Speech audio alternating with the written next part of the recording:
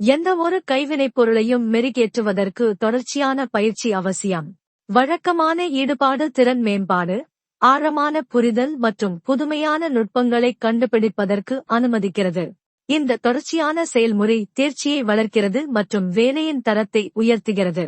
ஒருவரின் கைவினைப் பொருளை மறைப்பது வளர்ச்சி மற்றும் ஆக்கப்பூர்வமான கருத்துக்கான வாய்ப்புகளை கட்டுப்படுத்துகிறது. வெளிப்புற உள்ளீடு இல்லாதது தேக்கநிலைக்கு வழிவகுக்கும் மற்றும் சாத்தியமான கூட்டு முயற்சிகளை இழக்க வழிவகுக்கும்.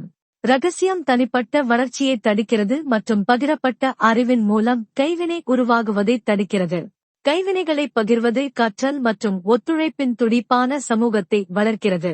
திறந்த அறிவு பரிமாற்றம் பரஸ்பர முன்னேற்றத்திற்கு வழிவகுக்கிறது மற்றும் புதுமைகளை ஊக்குவிக்கிறது. இந்த கூட்டு சூழல் தனிநபருக்கும் ஒட்டுமொத்த சமூகத்திற்கும் பயனளிக்கிறது.